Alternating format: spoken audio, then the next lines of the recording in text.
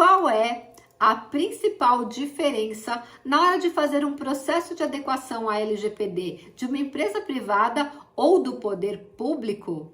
Oi, eu sou Silvia Brunelli e neste canal eu ajudo profissionais a se sentirem seguros para adequar qualquer empresa de qualquer porte à Lei Geral de Proteção de Dados.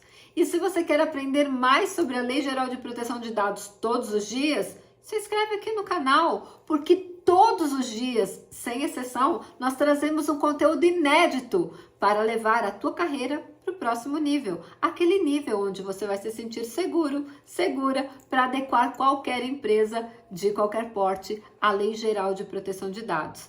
E se você quer se aprofundar no assunto Lei Geral de Proteção de Dados, vai acontecer a Maratona de Adequação à LGPD na prática. Será um evento de 21 noites que eu estarei ao vivo com você. Mais de 25 horas de conteúdo online e completamente gratuito. É um curso básico de LGPD gratuito, profundo, explicando a lei nos mínimos detalhes. E para você participar, eu vou deixar o link da inscrição aqui, link de inscrição na descrição desse vídeo. Então não perde essa oportunidade de aprender o curso completo, básico de Lei Geral de Proteção de Dados gratuitamente. Então, se inscreve no link que está aqui na descrição e participe. Vai começar dia 11 de setembro.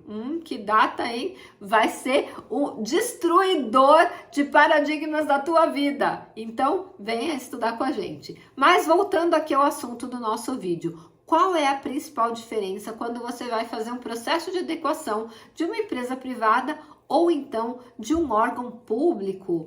Para eu poder responder essa questão, eu preciso rapidinho dar uma aula de direito administrativo, da diferença de administrativo e de direito civil para você entender. No direito administrativo, o poder público só pode fazer aquilo que está positivado na lei. O que é positivado na lei? Se existir uma lei que autorize aquele tipo de processo ou de procedimento. Não existe uma lei autorizando? O poder público não pode fazer. Existem também as decisões que são discricionárias. Quando há atos ou decisões discricionárias, ou seja, o poder público ele está livre para tomar decisões de acordo com a sua vontade, até as decisões discricionárias, até os atos discricionários têm que estar previstos em lei. Então, a própria lei fala, aqui há a previsão de uma decisão de um ato discricionário. Se não tiver essa disposição, eles também não têm a livre manifestação de decisão. Olha que interessante, até para eu ser livre, eu tenho que avisar que eu sou livre. É mais ou menos assim, a lei tem que dizer que ele pode tomar uma decisão de acordo com a vontade dele. Mas se não tiver escrito, não pode. Então, recapitulando, para o poder público, para o direito administrativo, todo e qualquer procedimento tem que estar positivado, tem que existir uma lei que autorize. E para o direito civil, para a pessoa comum? Para a pessoa comum é o contrário. Se não existir uma lei proibindo, é permitido. Então vamos simplificar para o poder público. Se não tiver uma lei dizendo que pode, não pode. Para a pessoa comum, para o direito civil, se não existir uma lei proibindo, é permitido.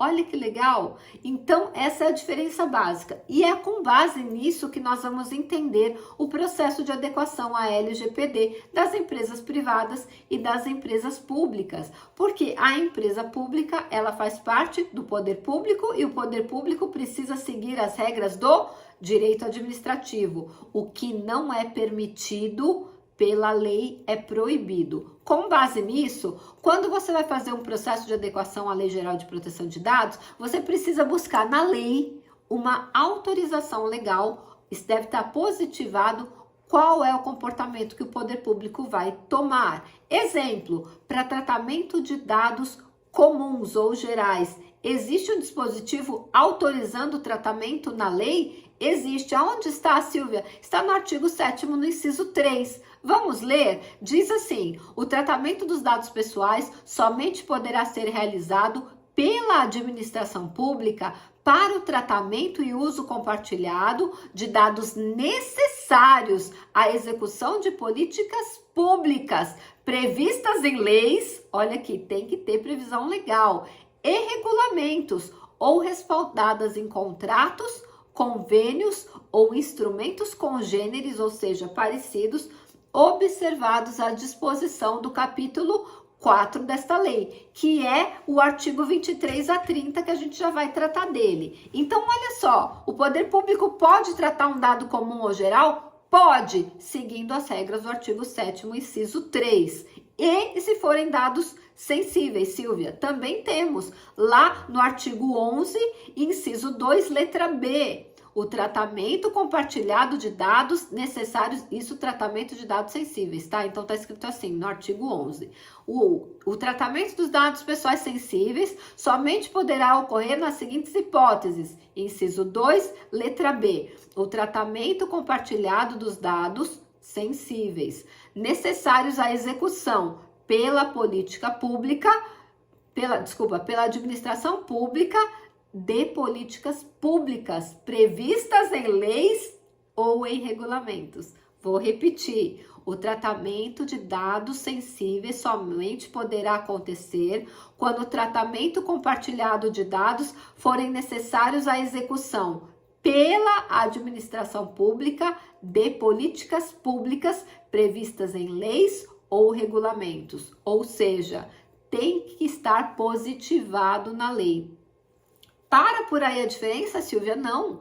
Vamos lá para o artigo 23, que é o capítulo 4, que mencionou lá no artigo 7º, inciso 3º, que são as regras do tratamento de dados pelo poder público. Entre os artigos 23 e o artigo 30 estão todas as regras, está positivado as regras que o poder público precisa seguir para tratar os dados pessoais. Então, além de toda a LGPD, existem esses dispositivos positivando na Lei Geral de Proteção de Dados, ou seja, criando obrigações para o poder público, entre o artigo 23 e o artigo 30. Eu vou ler só o artigo 23 para vocês entenderem. O tratamento de dados pessoais pelas pessoas jurídicas de direito público, ou seja, o poder público, referidas no artigo 1º da Lei 12.527, que é o artigo da Lei de Acesso à Informação, deverá ser realizado em atendimento da sua finalidade pública.